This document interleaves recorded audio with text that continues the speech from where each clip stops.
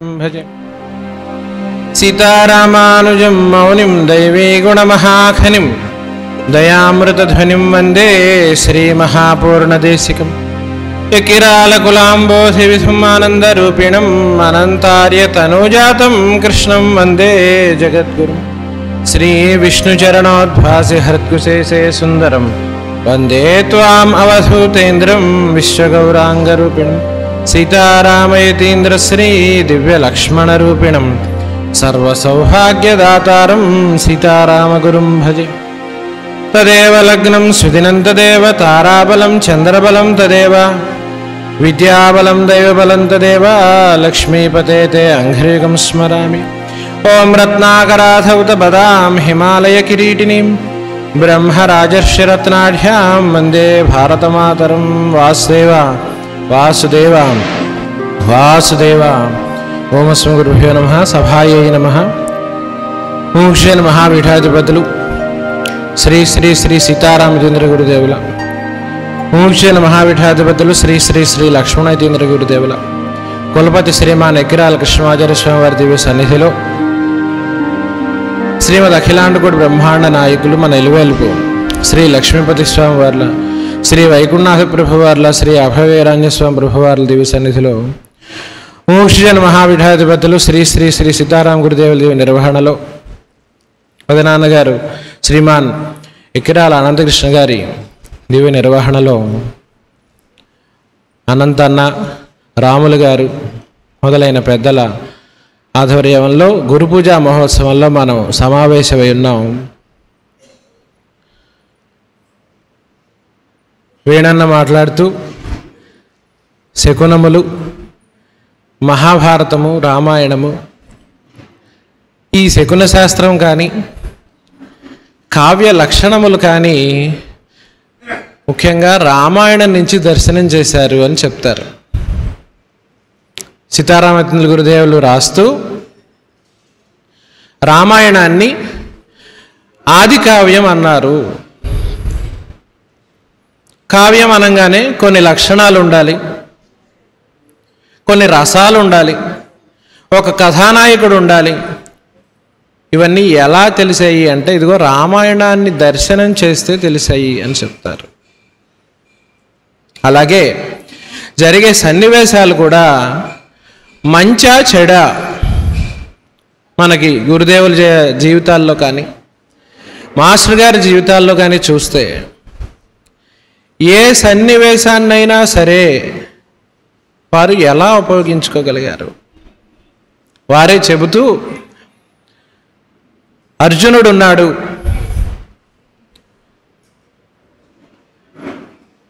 స్వర్గలోకానికి శరీరంతో వెళ్ళాడు. అక్కడ ఊర్వశీదేవి శాపం ఇచ్చింది, బృహన్నలుగా ఉండు అని చెప్పింది. ఆయన అర్జునుడు కాబట్టి, పక్కన కృష్ణుడు ఉన్నాడు కాబట్టి ఆ శాపాన్ని ఎలా ఉపయోగించుకోగలిగాడు? అజ్ఞాతవాసంలో వరంగా ఉపయోగించుకోగలిగాడు. పరీక్షిత్ ఉన్నాడు, సాక్షాత్తు కృష్ణ పరమాత్మ చేత ధర్మ ప్రతినిధిగా, తన ప్రతినిధిగా పట్టాభిషిక్తుడైన వాడు పరీక్షిత్తు. 7 రోజుల్లో తక్షకుని విషాగ్నితో దగ్ధమైపోయి శరీరం విడిచిపెడతాడు అన్న శాపం వచ్చింది. ఆ శాపాన్ని ఏం చేశాడు? వరంగా మార్చుకున్నాడు. 7 రోజుల్లో తరించటం ఎలాగా అన్న ఆలోచనతో ఆ వరాన్ని శాపాన్ని వరంగా మార్చుకున్నాడు. అలాగే వీళ్ళందరి జీవిత సన్నివేశాలు కూడా ఏ సన్నివేశమైనా కావచ్చు, వాళ్ళ పరమ లక్ష్యం మనల్ని ఉద్ధరించటమే. అందుకనే వారు చెబుతూ, వారు జన్మించిన సన్నివేశము మనల్ని ఉద్ధరించటానికే, వారు శరీరంతో చరించిన సన్నివేశము మనల్ని ఉద్ధరించటానికే, చివరికి శరీరాన్ని త్యజించినా మనల్ని ఉద్ధరించటానికి. అలాగే ఈ సన్నివేశాల గురించి ఒకసారి భీష్ముడు అడిగాట, అంపశయ్య మీద ఉన్నాడు భీష్మ పితామహుడు. అందరూ వస్తున్నారు, వెళ్తున్నారు. విష్ణు సహస్రనామం చెప్పాడు. భీష్ముడు ధర్మరాజుని అడిగాట, నాయన ధర్మరాజా, నిన్నొక ప్రశ్న వేస్తాను అని అడిగి ఒక్క నిమిషం ఆగేట, వెంటనే అడిగేయకుండా. ధర్మరాజు ఏం ప్రశ్న వేస్తాడు, మనం చెప్పగలుగుతామా లేదా అన్న కుతూహలం పడలేదు అంటారు మాస్టర్ గారు. సరే, ఇంతకీ ప్రశ్న ఏమంటే, లోకంలో జరిగే సన్నివేశాలన్నిటికీ కూడా 3 రకాలుగా ఆలోచిస్తుంటారు. ఒకటి, పూర్వజన్మ ఫలితం వల్ల, పూర్వకర్మ ఫలం వల్ల వచ్చిందనుకుంటారు. లేకపోతే దైవయోగం అలా ఉంది, తానొకటి తలిస్తే దేవుడు ఒకటి తలిచాడు అని అలా ఉందనుకుంటారు. ఇక అది కాకపోతే ప్రయత్న లోపం ఉందేమో అనుకుంటారు, ఏదన్నా పని జరగకపోతే. మరి మీ విషయంలో ఈ 3 వీలుగా లేవే. మీకు పూర్వజన్మ కర్మబంధమా? లేదు. ఎందుకని? అందరూ కూడా దైవాంశ సంభూతులు. పోనీ దైవయోగం లేదనుకుందామా అంటే, సాక్షాత్తు శ్రీకృష్ణ పరమాత్మే మీకు బంధువై, చెలియై, సఖుడై, మహాఫల సంధాయకుడై ఉన్నాడయ్యే. మరి ప్రయత్న లోపం ఉందా అనుకుంటే, బ్రహ్మాండమైన ప్రయత్నం చేయగలిగిన వాళ్ళు 5 అన్నదమ్ములునయ్యే. మరి ఎలాగా అంటే, ఆ ధర్మరాజు ఆయన చెప్తాడు, ఆయన్ని యుధిష్ఠిరుడు అన్నారట. ఎందుకని అంటే, ఆయన బుద్ధి అలా స్థిరంగా ఉంటుందట ఎప్పుడైనా కూడా. ఆయన చెప్పేట సమాధానం, తాత, మా అమ్మ ఇచ్చిన తర్ఫీదు వల్ల, ట్రైనింగ్ వల్ల మేము అలా ఉండగలిగాము. మొదటిది. 2, మా జీవితంలో వచ్చే సన్నివేశాలు అన్నిటి నుంచి కూడా మేము ఏదో ఒకటి నేర్చుకుంటున్నాము. పొరపాటే కావచ్చు జోదం ఆడటం, కానీ ఆడాం. ఆ సన్నివేశాన్ని గురించి కూడా మేము గుణపాఠాలను నేర్చుకున్నాము. ఆయన నేర్చుకోవటమే కాదు, తరతరాలకు గుర్తుండిపోయేటట్టుగా ఆయన ఒక వెలుగులాగా ఉన్నాడు. మరి అధర్మమే అయినా అరణ్యవాసం చేశాం, అజ్ఞాతవాసం చేశాం, చివరికి యుద్ధం చేసి గెలిచాము అని చెప్తారు అక్కడ పెద్దలు. ఈ సమయాన్ని అంతటినీ కూడా అస్త్రశస్త్రాలన్నింటినీ సంపాదించుకోవటానికి ఉపయోగించుకున్నారట పాండవులు అందరూ కూడా. మొదటిసారి విదురుడు వస్తాడు. వీరు అరణ్యవాసం చేస్తున్నప్పుడు ఎంత కొంటెగా మాట్లాడతాడంటే ధర్మరాజుతో, ఏమయ్యా ధర్మరాజా, నీకు ఇప్పుడు ఎవరు రాజులు సామంతులుగా ఉన్నారు, వాళ్ళని నువ్వు ఏమని పలకరిస్తావు అని ఇట్లా అడుగుతాడు అనమాట. అన్ని ప్రశ్నలు అంటే అలా పలకరించి అందరినీ కూడా నువ్వు అందుబాటులో పెట్టుకో, ఈ మాటి పరిభాషలో పెట్టుకోవాలంటే టచ్లో ఉండు వాళ్ళందరితోనూ. ఎందుకని రేపొద్దున రాబోయేది కురుక్షేత్ర మహాసంగ్రామము, దానికి వీళ్ళందరితో పాటు నువ్వు యుద్ధం చెయ్యాలి అని. అసలు అలా సంకేత పరిభాషలో చెప్పటంలో వ్యాస వాల్మీకులు ఇద్దరూ కూడా చాలా చెయ్యి తిరిగిన వాళ్ళు. దానికి చిన్న ఉదాహరణగా చెప్తారు. అజ్ఞాతవాసం పూర్తవచ్చిందట. ఉత్తర గోగ్రహణం అని చెప్పి దుర్యోధనుడు, భీష్ముడు, ద్రోణుడు అందరూ కూడా, విరాట మహారాజు ఆయనకి గోవులు సంపద ఉందట బాగా. ఆ ఉత్తర దిశ నుండి వెళ్ళి ఆ గోవులన్నిటిని కూడా మనం అపహరిద్దాము, వాళ్ళు ఒకవేళ అక్కడ ఉంటే కనుక మనతో యుద్ధానికి వస్తారు, బయటపడతారు, మళ్ళీ 12 ఏళ్ళ అరణ్యవాసం అజ్ఞాతవాసం చేయించవచ్చు అన్నది ఇది పథకం. వెళ్ళారు. వచ్చాడు అవతల నుంచి కూడా ఎవరో మనిషి. చూస్తేనేమో స్త్రీ వేషంలో ఉన్నాడు, పురుషుడని తెలుస్తోంది. వాడిని చూడటంతో పాటే గుర్తుపట్టేసేట ద్రోణాచార్యుడు. మరి ప్రియ శిష్యుడు కదా, కానీ చెప్పకూడదు, అనుమానం. ఎలా? ఆ పక్కనున్న ఆయన్ని అడిగట, పక్కనున్న భీష్మ పితామహుడిని అడుగుతున్నట్ట, ఏమని అడిగట? నదీ జలం, కేశవ, నారికేతు అంటున్నట్ట. ఎందుకని? పక్కనే దుర్యోధనుడు ఉన్నాడు. దుర్యోధనుడికి అర్థం కాకూడదు. భీష్ముడిని అడగాలి. ఎలా? ఏమిటి నదీ జలం అంటాడు, కేశవ అంటాడు, నారి అంటాడు, ఏం అర్థం కాలేదు దుర్యోధనుడికి. అంటే చెప్తారు, మనం ఆ కామాలు పక్కన పెట్టుకోవాలట. నదీజ అంటే ఓ భీష్మ పితామహ, లంకేశ వనారి కేతు అదంతా ఒకటే పదంట. లంకేశ అంటే రావణాసురుడు, వనము అశోకవనము, అరి అంటే శత్రువు, రావణాసురుడి అశోకవనం యొక్క శత్రువు హనుమన్న. ఆయన్ని కేతువుగా కలిగిన వాడు వచ్చినట్టున్నాడు అంటట. దుర్యోధనుడికి ఏం అర్థం కాలేదు, భీష్ముడికి అర్థమైంది. పైగా అంటట ఏదో చెట్టు పేరు ఉన్నవాళ్ళలాగా ఉన్నాడు అంటట ద్రోణుడు. 105 అంటే కౌరవులు 100 మంది, వీళ్ళ పాండవులు 5 చెట్టు పేరు ఉన్నవాడు అర్జునుడు ఒకడే. అంటే అప్పుడు భీష్ముడు ఇంకా చెప్తాడు, ఏమి కంగారు లేదు. భీష్ముడు కూడా మామూలు సామాన్యవాడిగాడు కాదుగా, దాటి వచ్చేసాము అంటాడు. అడిగిందేమో ద్రోణాచార్యుడు, సమాధానం చెప్పిందేమో దుర్యోధనుడి ఉద్దేశం. దుర్యోధన అని ఆగి మనం దాటి వచ్చేసాం అంటట. అంటే ఏమిటి? అజ్ఞాతవాసం గడిచిపోయింది, ఏం కంగారు లేదు అని చెప్తున్నట్టు ద్రోణాచార్యుడు. అంత సంకేతాలలో వీళ్ళందరూ కూడా ఈ రామాయణ భారత భాగవతాలన్నిటిని కూడా ఇచ్చారు. వీటిల్ని అలా చిన్న చిన్న పదాలతో తెలుగులో, అందులోనూ మనం ఇదిగో సంస్కృతంలో చదువుకోలేమేమో అని చెప్పి మనకి తెలుగులో ఇటు కవిత్రయం వారు భారతాన్ని, పోతనామాత్యుల వారు భాగవతాన్ని అందించారు. ఇంకా మనకు అర్థం కావాలని మాస్టర్ గారు భాగవత రహస్య ప్రకాశము అని ఇచ్చారు. మళ్ళీ ఇదే కథని, ఈ భాగవత కథనే నవలా సప్తకంగా కూడా ఇచ్చారు.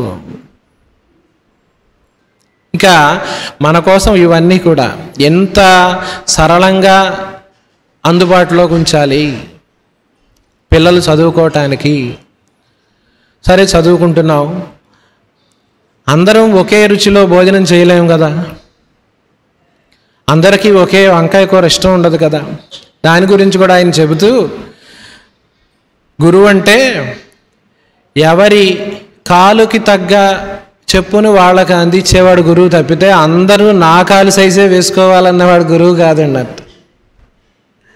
అలాగే నాకు వంకాయ కూర ఇష్టం కాబట్టి అందరికీ వంకాయ కూర తినాలనేవాడు గురువు కాదు. ఎవరికి ఎలాంటి ఆహారం పెడితే వాళ్ళు మనకి వస్తారు. ఏ పిల్లవాడికి ఏ చాక్లెట్ ఇస్తే వస్తాడు. ఈనాటి పరిభాషలో ఒకళ్ళకి లాలీపాప్లు ఇష్టం, ఇంకోళ్ళకేమో క్యాడ్బరీస్ ఇష్టం. అలాగా ఒకళ్ళకి నవలలు ఇష్టమైన వాళ్ళకి నవలా సప్తకాన్ని, పద్యాలు ఇష్టమైన వాళ్ళకి పద్యాల్ని.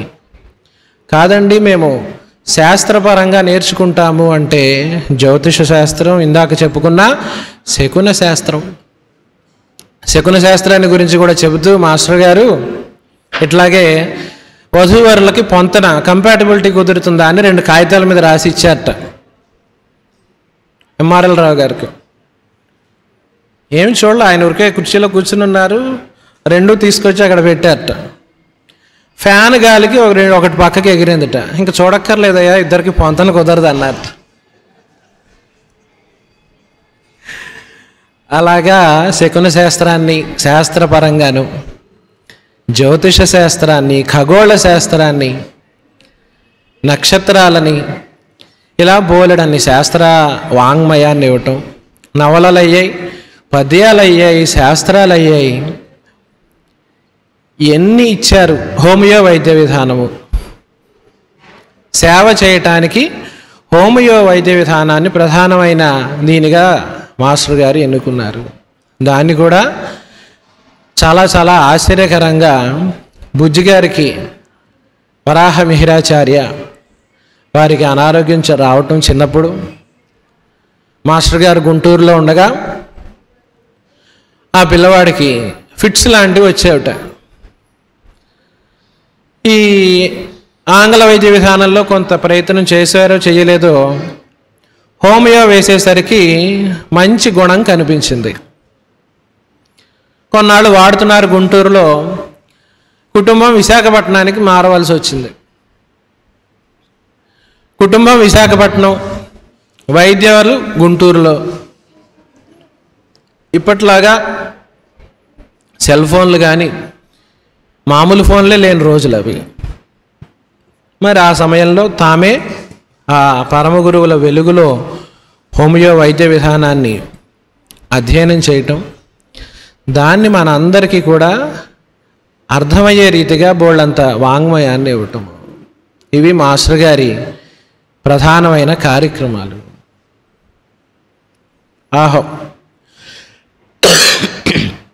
హోమియో వైద్య విధానంలో కూడా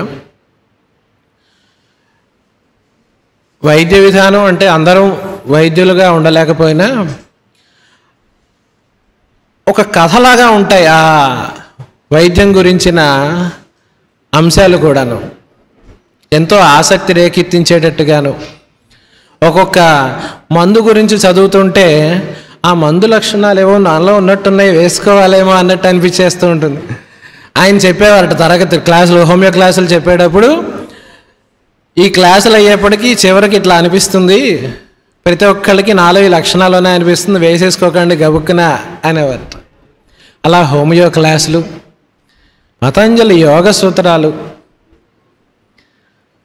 పతంజలి మహర్షి ఇచ్చిన అష్టాంగ యోగము, యమ నియమ ఆసన ప్రాణాయామ ప్రత్యాహార ధారణ ధ్యాన సమాధులు అనేవి 8 అంగాలుగా 8 మెట్లుగా ఆ స్వామి పతంజలి మహర్షి ఇచ్చారు. అందులో కూడా మనం ఎప్పుడూ చెప్పుకున్నట్టుగానే ఆసనము అనగానే హఠయోగంలో వేసే ఆసనాలే మనకి స్ఫురణకి వస్తుంటాయి. ఆసనం అంటే ఒక అంశం మీద స్థిరంగా ఉండటము.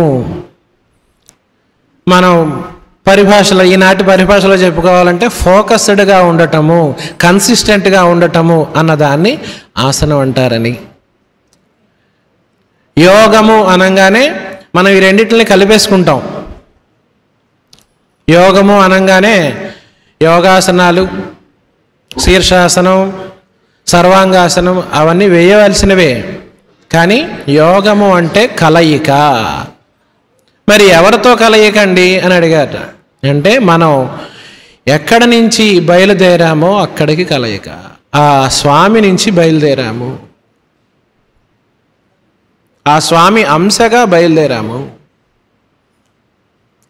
అంటే అడిగారట గురువుగారిని, సీతారామకృష్ణుల వారిని, మరి నేను పరమాత్మే కదండి. గురువుగారు చెప్తున్నారట ఉపన్యాసం సీతారామకృష్ణుల వారు ఏమని అంటే, ఆ స్వామి అంతటా వ్యాపించి ఉన్నాడు, ఆ వ్యాపించి ఉన్న స్వామి మన మీద అనుగ్రహంతో కనిపిస్తాడు. మన ఆర్తి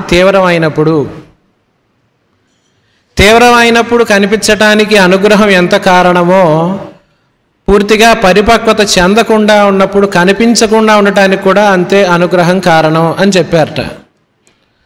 అదేమిటండి, ఆయన కనిపించకుండా ఉండటానికి ఆయన అనుగ్రహం కారణం అంటారేమిటి అని అడిగాట. ఆయన నవ్వు ఊరుకున్నారట, చెప్పలేదు సమాధానం వెంటనే. ఈ అడిగిన ఆయన హరనాథ్ బాబా భక్తుట్ట, కుసుమ హరనాథ్ బాబా అని చైతన్య మహాప్రభు అవతారం అని చెప్తారు. 4 రోజులు గడిచాయి. గురుదేవులు బయటికి వెళ్ళి వచ్చేసరికి ఈ అడిగిన ఆయనకి చెమటలు పట్టేసి ఉన్నాయిట. హా హా అంటాడు కానీ ఏం చెప్పడు. ఏమయ్యా చెప్పు ఏమైందంటే, హరనాథ్ అని పిలిచాను, ఓయని వినిపించిందండి అన్నట్టు.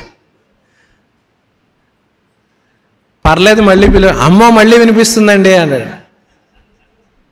కాదు నేను ఉన్నాను కదా, హరనాథ్ అని పిలిచాట, ఓయ్ అని వినిపించింది, మళ్ళీ పిలువను హరనాథ్ అని పిలిచాట. లోపల నుంచి ఒక ఆయన వచ్చాట, ఆయన పేరు విజయరామ్.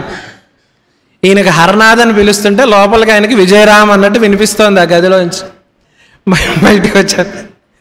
వస్తే మంచినీళ్ళు ఇచ్చి చెప్పారట, ఏమయ్యా పేరు పిలిస్తే ఓ అంటేనే నీకు ప్రాణం గడబట్టిందే, నిజంగా హరనాథ్ బాబా కనిపించాడు అనుకో, నీ ప్రాణం పోయేది. అందుకనే ఆయన కనిపించాడు. నీకు ఆర్తి తీవ్రమైంది, ఇంకా ఆయన్ని చూడకుండా నువ్వు నిలవలేకపోతున్నావు, కనిపిస్తాడు. కనిపిస్తూనే ఉంటాడు, అసలు నీలోనే ఉంటాడు, నీ ద్వారా పనిచేస్తాడు అని చెప్పి ఆయన కూడా అమృత సందేశం పరమరహస్యం అని ఒక ఇది ఇచ్చారు సీతారామకృష్ణుల వారు. ఏ వ్యక్తి అయితే తన అభిప్రాయాలకి, తన ఇష్టాలకి తావు లేకుండా మొత్తము తాను సర్వసమర్పణ చేసుకుంటాడు, ఆ వ్యక్తి ద్వారా నేను నా పని నిర్వహించుకుంటాను. ఇవన్నీ కార్యక్రమాలు కూడా మనల్ని మనం అలా మలుచుకోవటానికి. అదేమిటండి, ఇష్టాలు ఉండకూడదా? ఉండొచ్చు, తప్పులేదు. అభిప్రాయాలు ఉండకూడదా? అవి తప్పులేదు. మన అభిప్రాయం చెప్పవచ్చు కాక, కానీ ఇంకా గురుదేవులు చెప్పిన తర్వాత ఇంకా వాటిలన్నిటిని పక్కన పెట్టడం, వారు చెప్పింది చేసే ప్రయత్నం చేయటం. కొన్ని వందల సార్లు చెప్పుంటారు అందరికీ కూడా. రే మీకు ఏమనిపించిందో చెప్పండి, ఒకసారి చెప్పండి, 2 సార్లు చెప్పండి, ఇక 3వసారి నేను చెప్పింది చేయండి. మరి నష్టం వస్తుందండి, నష్టం అని మీకు కనిపిస్తోంది. మీరు కేవలం ఐహికంగా మాత్రమే ఆలోచించగలరు, పారమార్థికంగా కానీ దానివల్ల వచ్చే పరమార్థ లాభం గురించి మీరు ఆలోచించలేరు. అది ఆలోచించి చెప్తాను అని చెప్పి కొన్ని వందల సార్లు భౌతికంగా నష్టం వచ్చినట్టు కనిపిస్తుంది, కానీ తర్వాతకి ఎప్పుడో అర్థమవుతుంది దానివల్ల లాభం ఏమిటి అనేది. అలా శ్రీ గురుదేవుల సన్నివేశాలు, మాస్టర్ గారి సన్నివేశాలు, వారి శిష్యుల జీవితాల్లో ఎవరిని కదిపినా ఒకటే మాట. ఇందాక కూడా మన వాళ్ళ ఇంటికి వెళ్తే, ఏమోనండి సీతారామన్నయ్య అంటే గురువుగారు సీతారాం గురుదేవులు, ఆయన అలా కనిపించి ఒకసారి గట్టిగా గుండెలకు హత్తుకున్నారు, అదొకటే మాకు గుర్తు, ఈరోజు కూడా దాంతోనే బతుకుతున్నాము అని ఆ కళ్ళమ్మటి నీళ్లు పెట్టుకుని చెప్పటం. ఒక ఆయన వెటర్నరీ డాక్టర్ గారు వచ్చారు ఆశ్రమానికి. అంతకుముందు పరిచయం లేదు, చిన్నవాడే, రామకృష్ణ అని. మొదటి వచ్చి గురుగారికి దండం పెడుతున్నారు కాలం. ఆయన లేపి గుండెలకు హత్తుకొని మీ స్థానం అక్కడ కాదు ఇక్కడ అని చెప్పారట. ఇంకా ఆయన వచ్చిన ప్రతిసారి కూడా అదే తలుచుకోవటం, కళ్ళమ్మని నీళ్లు పెట్టుకోవటం. మా స్థానం ఇక్కడని చెప్పారండి గురువుగారు అంటాం, కళ్ళమ్మని నీళ్ళు పెట్టుకోవటం. మేము ఏదో ఒక సేవ చేస్తామండి. వెటర్నరీ డాక్టర్ కదా, అక్కడ ఆవులన్నీ చూసి, అందులోనూ ఇప్పుడు దాదాపుగా 800 ఆవులు అయ్యాయి. వాటన్నిటికీ మధ్య మధ్యలో వైద్య సేవకు వస్తూ ఉంటారు. అలా ఆ ప్రేమ ప్రవాహంలో వాళ్ళు మనల్ని అందరినీ ముంచి తేలుస్తున్నారు. అది ప్రేమ ప్రవాహం గురించి చెబుతూ నాన్నగారు ఒకసారి మహానుభావులు ప్రేమించరు అన్నట్ట. సరిగా అందరూ ఆశ్చర్యపోతున్నారు, అదేంటండి మహానుభావులు ప్రేమించకపోవడం ఏంటి? వాళ్ళు ప్రేమ ప్రవాహము, మనం దగ్గరికి వెళ్తేనేమో మన మీద ఎక్కువ ప్రేమ చూపిస్తున్నారు అనిపిస్తుంటుంది, కానీ గమనిస్తే అందరి నోట ఒకటే మాట, ఏమని అంటే మాస్టర్ గారికి మేమంటే ఎంతైనా కొంచెం ఎక్కువ ప్రేమ అండి మిగతా వాళ్ళకంటే. అంటే అలా చూసుకుంటున్నారు. అది ఒక్కొక్కసారి ప్రమాదకరంగా కూడా ఉంటుంది, అంత ప్రేమ అన్నమాట. ఎందుకని అంటే మనం ఆయన ఇచ్చిన చనువుని దుర్వినియోగం చేసేస్తుంటాం అన్నమాట. కానీ ఏం చేస్తారంటే వాళ్ళే చెప్తుంటారు ఒక్కొక్కసారి, జాగ్రత్త, మేము ఇచ్చిన చనువుని జాగ్రత్తగా ఉపయోగించుకోండి, దుర్వినియోగపరచుకోకండి అని వాళ్ళే కావలసిన డోసుల్లో ఇస్తుంటారు. కాబట్టి 1 ml కావాలంటే 1 ml, 10 ml కావాలంటే 10 ml, బాధ్యత అంతా ఆయనదే. కాబట్టి ఒకవేళ మనం గోవుల్లాగా కొంచెం పక్కకి వెళ్ళినా ఒక్కొక్కసారి ఏం చేస్తారు, ఆ గోపాలకుడు అన్నిసార్లు వేణునాదమే పనికొస్తుందా అంటే చెప్పలేం కదా. ఒక్కొక్కసారి మనలాంటి పొగరబోత గిత్తలు ఉన్నాయనుకోండి, వాటికి తగ్గ డోసు వాటికి వేస్తుంటారన్నమాట మందులు. అలా వేసి అందుకనే ఆయన కీర్తనలో గోతుల్యులైన మమ్ము మళ్ళింపు మోదేవా అంటారు. అలాగా ఆయనే రక్షించుకుంటున్నాడు కాబట్టి మన బాధ్యతల్లా ఆయనకి అభిముఖంగా ఉండటమే. ఆయన చేసుకునే కార్యక్రమాలకి వీలైనంత సహాయం చేయటం. మనం ఎంత సహాయం చేయగలం అంటే ఉడత చేసినంత చేయగలం. రామారావణ యుద్ధానికి లంకకి సేతువు నిర్మించబోతున్నారట. రాళ్ళు తీసుకొచ్చి వేస్తున్నారు. రాళ్ళు అంటే కొండరాళ్ళు, ఒక్కొక్కళ్ళు హనుమన్న, సుగ్రీవుడు, అంగదుడు మహాపర్వతాలు తీసుకొచ్చి వేస్తున్నారు. ఉడత ఉన్నది, నేను వారధి నిర్మించాలి అనుకుంది. మరి పర్వతాలు తీసుకురాగలదా? తేలేదు. పోనీ అలా అని చేయకుండా ఉండగలదా? అది ఉండలేదు. అందుకని ఏం చేసింది? వెళ్ళి సముద్రంలో మునిగింది, ఇసుకలో దొర్లింది, మళ్ళీ సముద్రంలో మునిగింది. అంటే ఆ ఉన్న 4 రేణువులు ఆ సేతువుకి పనికొస్తాయి కదా అనుకుంది. అలాగే మనం కూడా ఆ స్వామి సేవలో ఎంత చేయగలిగితే అంత, ఏమి చేయగలిగితే అది. చక్కగా వంట చేయగలం, స్వామికి ప్రసాదం చేసే వినియోగం. చక్కగా మాలలు అల్లగలం, ఆ స్వామికి తులసి పువ్వులు కలిపి మాల అల్లటం. చక్కగా 4 స్తోత్రాలు చదవగలం, స్తోత్ర పారాయణ చేయటం. అందుకనే ఆ స్వామి సేవలో చక్కగా ఎలా అందరినీ కలుపుకెళ్తారు మాస్టర్ గారు? మందులు పొట్లాలు కట్టడం, మందులు కలపటం, కేషీట్లు నెంబర్ల ప్రకారం పెట్టడం, వాళ్ళని పిలవటం, మళ్ళీ పిలిచిన వాళ్ళని మందులు ఎలా వేసుకోవాలో చెప్పటం, దానికి పచ్చని చెప్పటం. వీటికి ప్రత్యేకంగా మనం 1-2 రోజులు ట్రైనింగ్ తీసుకుంటే సరిపోతుంది. అలా ఏది చేయగలిగితే అది, ఎంత చేయగలిగితే అంత స్వామి సేవలో మనం చేస్తూ చేస్తూ మనల్ని మనం మరిచిపోగలగాలి. అందుకనే ఆయన ఏమన్నారు? సేవ చేస్తూ చేస్తూ ఎప్పటిదాకా చేయాలట? మనల్ని మనం మరిచిపోయేలాగా చేయాలి. ఒళ్ళు మరిచిపోవాలి. ఆ సంకీర్తనలో కానీ ఆ సేవలో కానీ కూడా ఒళ్ళు మరిచిపోయి చేయాలి. అది మొత్తం పరమ లక్ష్యం వాళ్ళు నిర్దేశించింది. దానికి ఇదిగో గురు పూజలు, వైద్య సేవ, విద్యాసేవ, ఇలా రకరకాల గ్రామ సేవ కార్యక్రమాలను మనకి పెదనాన్నగారు, అనంతన్న వీళ్ళందరూ ఏర్పాటు చేశారు. మనం అందరం ఇందులో ఇంకా ఇంకా పాల్గొని తరింతుముగాక అని ప్రార్థిస్తూ మన దేశాన్ని గురించి ఒక 2 నిమిషాలు 5 నిమిషాలు చెప్పి పూర్తి చేసుకుందాం. భారతదేశం మీద అందులో నవలా సప్తకంలోనే వస్తుంది, కొన్ని వేల ఏళ్లుగా దాడులు జరుగుతూనే ఉన్నాయట, జరుగుతూనే ఉంటాయట కూడా.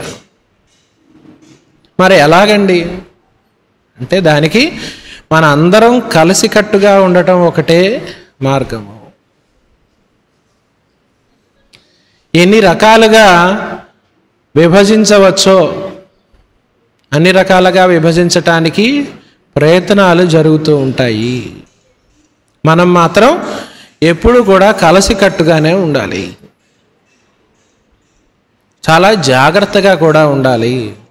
ఈనాడు పరిస్థితుల్ని మనందరం గమనిస్తున్నాం. అన్ని వైపుల నుంచి కూడా మనం దాడులు ఎదుర్కొంటున్నాము. భౌతికమైన దాడులు, సంస్కృతి మీద దాడులు, భాష మీద దాడులు, వ్యక్తిగతమైన దాడులు. కాబట్టి వీటిలన్నిటిని మనం సమర్థవంతంగా ఎదుర్కోవాలి. దానికి మందేమిటి? కలిసికట్టుగా ఉండటము. మనందరము భారతీయులము, మనది సనాతన భారతీయ సంస్కృతి, వైదికమైన ధర్మము. దీనికి పునాదేది మన భాష. చక్కగా సంస్కృతము, తెలుగు, భారతీయమైన భాషలన్నీ కూడా, ఏ భాషలని మనం వ్యతిరేకము కాదు. అందులో మాస్టర్ గారు కూడా చెప్తారు, మనకి బోళ్ళని ఆంగ్లంలో మంత్రాలు ఇచ్చారు, మనం రోజు ప్రేయర్లో చదువుకునే నమస్కారం మాస్టర్ సివివి అనేది ఆంగ్ల భాషలోనే మంత్రం. అది కూడా చదువుకుంటాం. కానీ సంస్కృతము, తెలుగు, ఆంగ్లము దేన్ని నిరసించాం. కానీ మన అమ్మ భాషని మనం చదువుకోవాలి, సంస్కృతాన్ని గురించి తెలుసుకోవాలి, అందులో ఏమేమి చెప్పారో నేర్చుకోవాలి, నేర్చుకుని మన పిల్లలకి చక్కగా అందివ్వాలి. అది మన ముందున్న కర్తవ్యము. అందులో ఈనాడు బలహీనతల మీద వ్యాపారాలు జరుగుతున్నాయి. మనందరికీ తెలుసు, ప్రకటనలు అంటే అడ్వర్టైజ్మెంట్లు ఎక్కువ పాత్రను పోషిస్తూ ఉన్నాయి. ఒక ఆయన చమత్కారంగా అన్నాడులేండి, ఎదిగే పిల్లలకి ఫలానా ఏదో ఒక పొడి కలిపేవాడిని అంటారట. ఆ పొడి కలిపిస్తే చక్కగా ఎదుగుతారంటారట. ఎదిగే పిల్లలకి దేనికది? అందులో దాని మీద ఏజ్ ఉంటుందిట. ఎంత? సుమారు 9 నుంచి 14, 15 ఉండు. ఆ వయసులో పిల్లలు వాళ్ళ శరీరక తత్వమే ఎదగటం, మళ్ళీ వాళ్ళకి ఈ పళ్ళు. నిజంగా కొన్ని గణాంకాలు గమనిస్తే అలాంటి పొడులు లేదా సప్లిమెంట్స్ వల్ల ఇబ్బందులు వస్తున్నాయని కూడా చెప్తున్నారు. కాబట్టి మనం చక్కగా వాటిని పరిశోధించాలి. ఏది కూడా ఈ వాణిజ్య ప్రకటనలలో వచ్చింది కదా అని మనం ఉపయోగించటం కాదు. నిజంగా మనకు అవసరమో మన వైద్యులు మన దాన్ని చెప్పారు చూడొచ్చు, అంతే తప్పితే ఏది మంచి ఆహారమో దాన్ని మనం పిల్లలకి ఇవ్వాలి. భౌతికంగా ఇవ్వాలి, మానసికంగా ఇవ్వాలి, బౌద్ధికంగా ఇవ్వాలి. అంటే వాళ్ళ మనస్సుకి ఏ ఆహారం ఇస్తే మంచి సంస్కారాలు ఏర్పడతాయి, ఏ కథలు చెబితే మంచి పౌరులుగా వాళ్ళు తయారవుతారు, ఏ కార్యక్రమాలకు వాళ్ళని తీసుకొస్తే చక్కటి బుద్ధి వికాసం కలుగుతుంది అన్నది మన మీదున్న చాలా చాలా చాలా పెద్ద బాధ్యత. దానిని మనం అందరం గమనిద్దాం. దీనికి వ్యతిరేకంగా జరిగే సన్నివేశాలు లేదా చిత్రాలు, ధారావాహికలు, వాటిలన్నిటిని కూడా దూరంగా పెడదాం. అందులో ఈ రోజున అందరికీ కూడా వ్యసనంగా పరిణమిస్తున్నది. వ్యసనం అంటే గుర్తొచ్చింది సీతారామచంద్రుల గురుదేవులు. వ్యసనం అంటే మామూలుగా సాధారణంగా వ్యతిరేకార్థంలో వాడతాం. దాన్ని కూడా పాజిటివ్గా వాడి భగవన్ నామం నీకు వ్యసనం అయిపోవాలి అంటారు. అలాగా ఏమైపోతుందంటే కుటుంబం, వివాహ వ్యవస్థ, సమాజము అన్న వాటికి ఇవన్నీ కూడా ఇబ్బంది కలిగిస్తున్నాయి. ముందు వ్యక్తిగతంగా కుటుంబం బాగుండాలి. కుటుంబం బాగుండాలంటే తల్లి, తండ్రి, పిల్లలు చక్కగా ఆనందంగా ఆరోగ్యంగా ఉండాలి. ఇందాక చెప్పుకున్నట్టుగా శారీరకంగా దృఢంగా ఉండాలి, మనస్సు బలంగా ఉండాలి, బుద్ధి చురుకుగా ఉండాలి. వీటన్నిటికీ ఇందాక చెప్పుకున్న ఈ సన్నివేశాలు కావచ్చు, మితిమీరిన హింసాత్మక ధోరణి కావచ్చు, అవి చాలా చాలా ప్రమాదకరంగా ఉన్నాయి.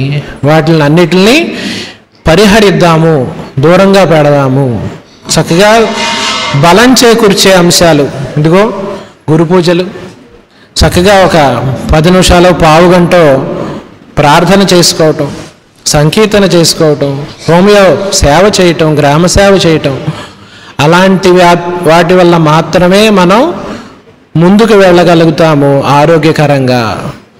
దాన్ని గమనించండి. అన్నీ కూడా ఆరోగ్యకరంగా ఉండాలి. పోటీ ఉన్నా కానీ ఎలా ఉండాలి? ఆరోగ్యకరంగా ఉండాలి. పోటీ గురించి చెబుతూ మాస్టర్ గారు